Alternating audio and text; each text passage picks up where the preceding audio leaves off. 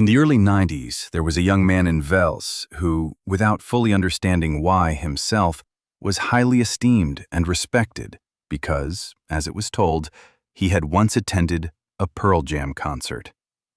Every time he walked along the streets of Wels, the girls would turn around, whisper, and giggle behind their hands. "That's him, the guy who was at the Pearl Jam concert." It was as if the mere fact that he had attended this concert gave him a kind of aura that made him something special in the eyes of the youth of Wels, a kind of mythical figure that transcended everyday life.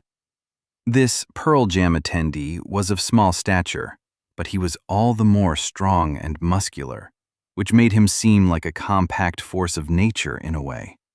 His long hair, often unwashed for a long time, was worn with a kind of pride that stemmed from the deep conviction that this hair, which grew wild and untamed in all directions, was an integral part of his personality, an outward sign of his inner strength and resilience. He enjoyed the attention he received with a certain ease that only those who have never asked to be the center of attention can develop. This unique prominence paid off especially in the nightlife of Wels, for he was often recognized, and once someone identified him as the guy who was at the Pearl Jam concert. He never had to pay for a drink himself. People who wanted to show their appreciation would compete to invite him, as if they could gain a touch of that mythical glory that surrounded him through contact with him. It was a mystery to him what made him so fascinating. Was it really just the visit to a concert that made him so extraordinary in the eyes of others?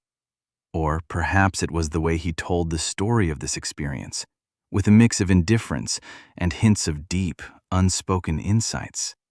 But it was as it was. He himself had given up pondering the source of his fascination and limited himself to enjoying the advantages that this peculiar fame brought him. Over time, however, something began to change.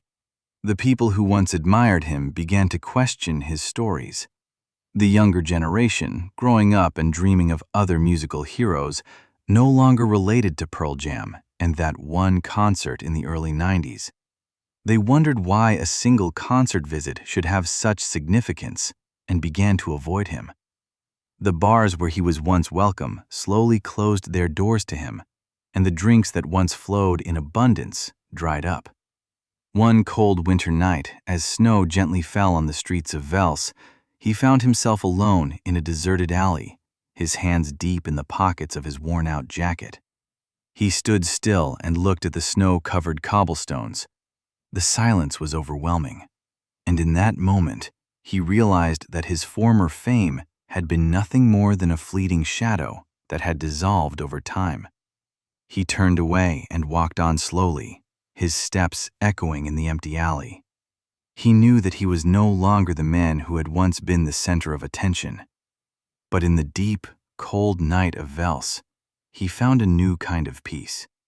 He was no longer the guy who was at the Pearl Jam concert. He was simply himself, free from the expectations and projections of others, ready to live his life in a new, undefined way.